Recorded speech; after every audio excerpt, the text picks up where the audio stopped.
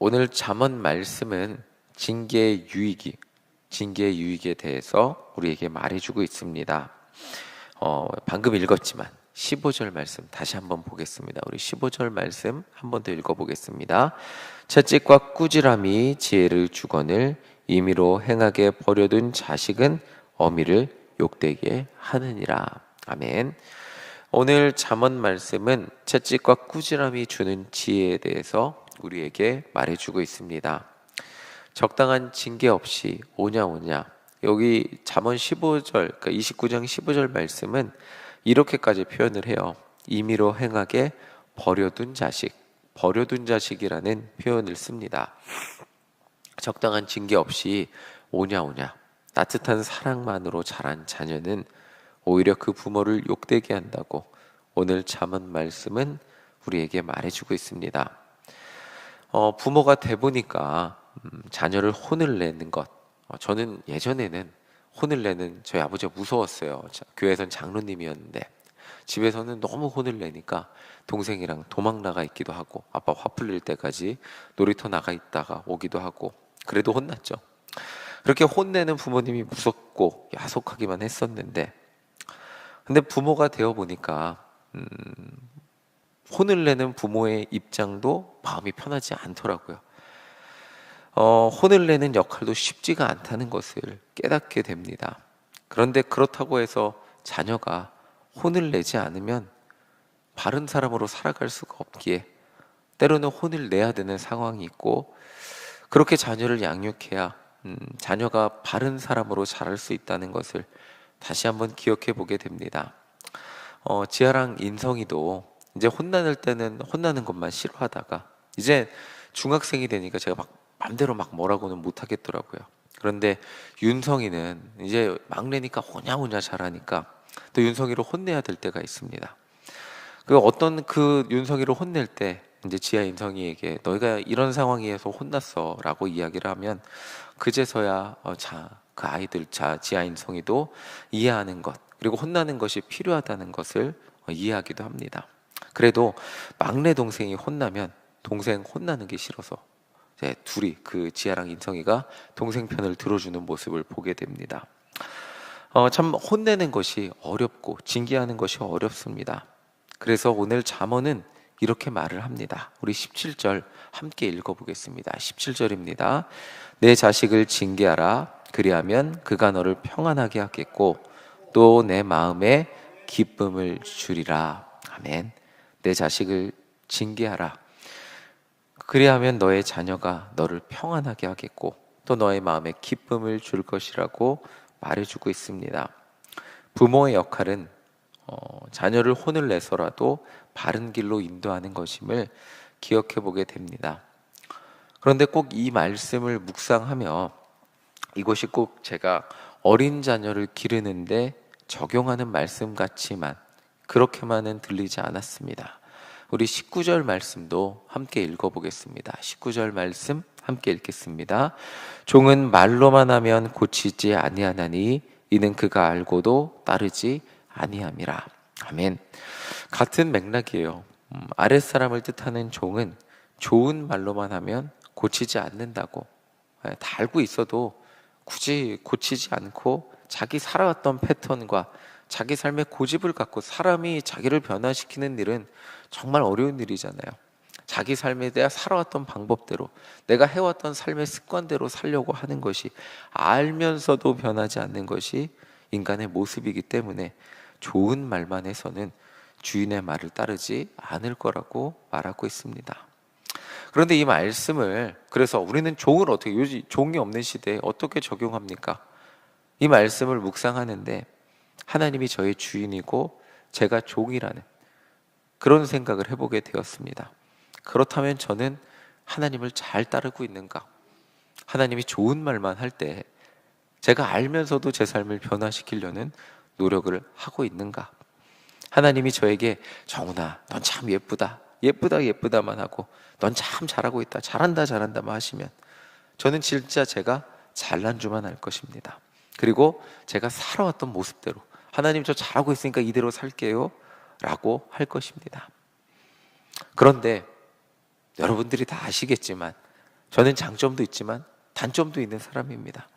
그 단점을 고치기 위해서는 이제 이만큼 44년을 살아온 인생의 삶의 습관이 있고 삶의 모습들이 있기 때문에 그 단점을 고치는 거는 10대 때 저가 고치는 것보다 훨씬 더 10대 때가 힘들었다면 지금 40이 된 나이에서 4배, 5배가 어렵다는 것을 묵상해 보게 됩니다.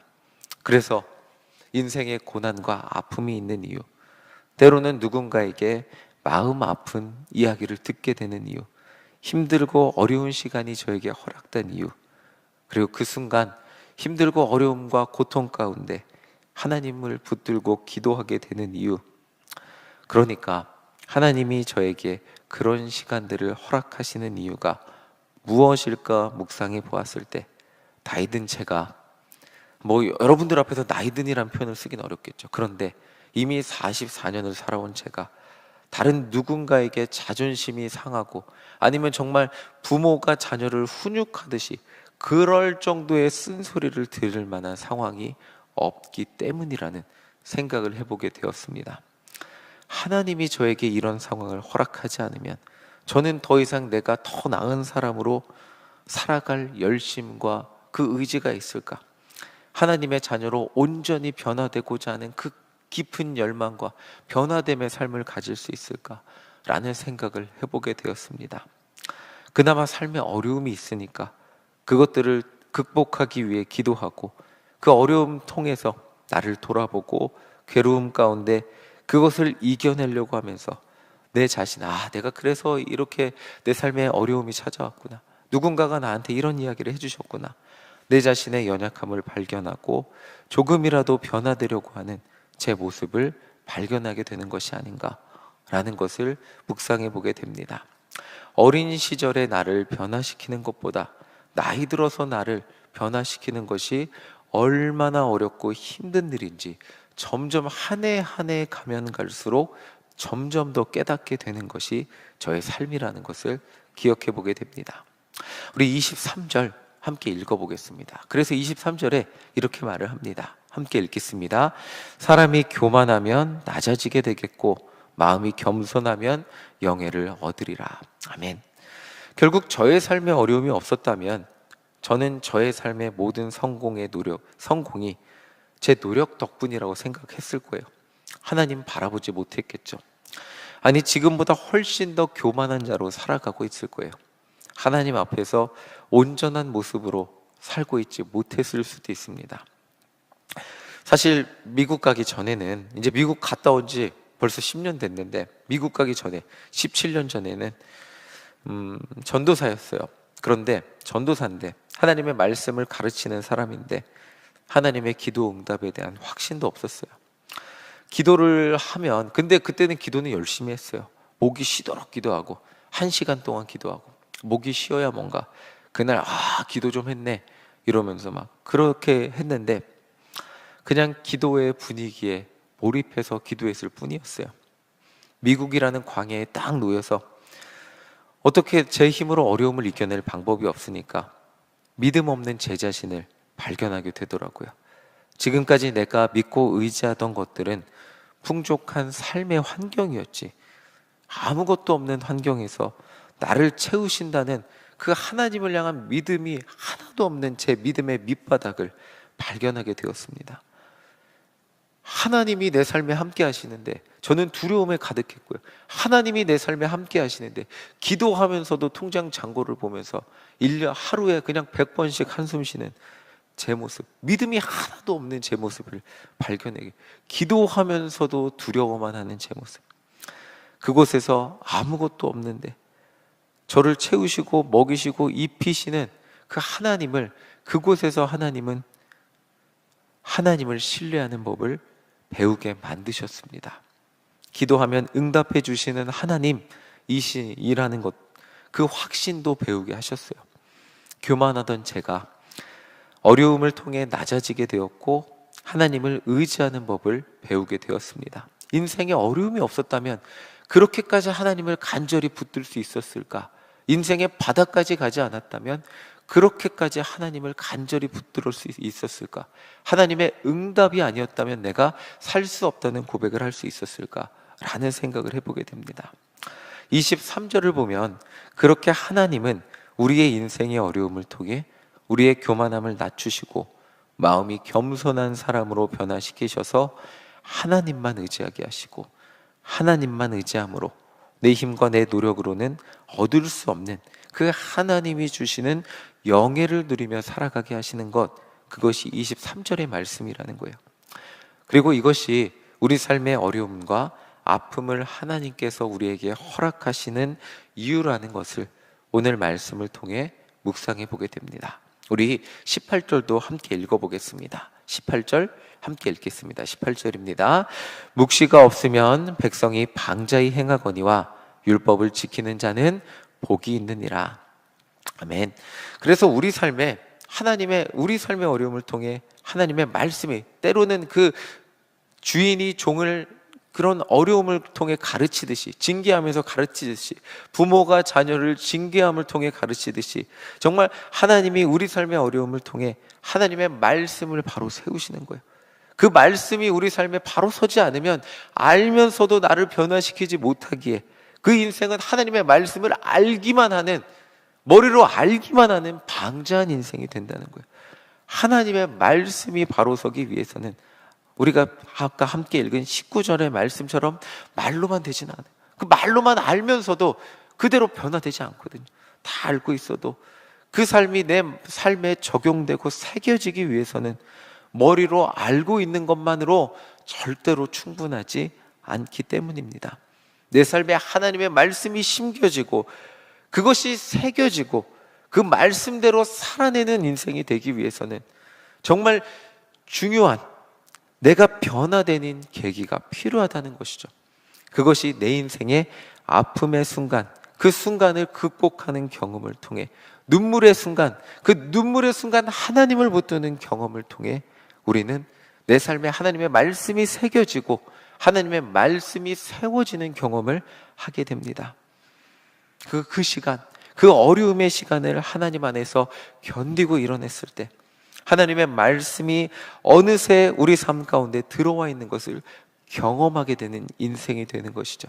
그래서 그 말씀이 우리 삶에 새겨진 인생이 되었을 때 진정한 복을 누리는 인생이 된다는 것, 그것을 이 말씀을 통해 다시 한번 묵상해 보게 됩니다. 그래서 오늘 말씀의 결론입니다. 25절, 26절 함께 읽겠습니다. 25절, 26절입니다. 사람을 두려워하면 올무에 걸리게 되거니와 여호와를 의지하는 자는 안전하리라. 주권자에게 은혜를 구하는 자가 많으나 사람의 일의 작정은 여호와께로 말미암느니라. 아멘. 그래서 하나님은 인생의 아픔을 통해 우리를 양육하시는데 그 결과가 사람을 두려워하는 사람에서 어떤 상황에서도 하나님을 의지하는 자로 우리를 양육하십니다. 사람을 바라보며 사람을 의지하는 사람에서 우리 삶의 모든 순간의 인도하심은 하나님께 있음을 깨닫고 하나님을 온전히 의지하는 사람으로 우리를 양육하십니다. 이것이 하나님이 우리를 인도하시고 변화시키는 방향이라는 것입니다. 하나님의 자녀로 사는 것, 항상 하나님이 예쁘다 예쁘다, 그래 잘했다 잘했다 하는 좋은 순간만 있는 것은 아닙니다. 하나님의 자녀로 살아도 그 삶의 어려움 우리에게 찾아오고요, 눈물의 순간은 분명 우리에게 찾아옵니다. 그런데 그 순간 하나님이 함께 하시고 하나님이 우리 삶의 그 어려움과 눈물을 허락하신 이유, 그것을 깨닫게 되고 그것을 깨닫게 됨으로써 하나님 안에서 더 나은 자로, 하나님의 온전한 하나님의 백성으로 살아가게 된다는 것을 오늘 말씀을 통해 묵상하고 기억하는 우리 모두가 되시기를 간절히 소망합니다. 오늘 우리 삶에 평안한 길만 있는 것이 아니라 하나님을 믿음에도 불구하고 힘들고 어려운 순간이 찾아온다 할지라도 하나님을 신뢰하며 하나님 안에서 하나님의 도우심으로 나의 연약한 부분을 변화시키시고 채워가시는 우리 모두가 되시기를 간절히 소망합니다. 저는 저 같은 자를 부르셔서 목사 만드신 하나님의 은혜를 기억하게 됩니다. 아직도 변화될 부분이 너무나 많이 있는데 저도 알면서도 고치지 못하는 부분이 많이 있습니다. 누가 목사가 된 저, 목사까지 된 저를, 이 세상에 누가 저를 고칠 수 있겠습니까? 누가 저를 변화시킬 수 있을까요? 하나님밖에 없죠. 오늘도 가장 좋은 길로 저를 인도하시는 하나님, 그 하나님이 인도하시는 길이 설령 아픔의 길이라도 저를 위한 가장 좋은 길이라는 것을 묵상하며 하나님을 신뢰하며 나아가는 저의 삶이 되기를, 그리고 이 동일한 은혜가 우리에게 있기를 간절히 소망합니다. 오늘도 하나님 붙들며 하나님 안에서 주님 앞에 가는 그날까지 하루하루 더 변화되어 예수님 닮아가는 우리 모두가 되시기를 간절히 소망합니다. 아멘.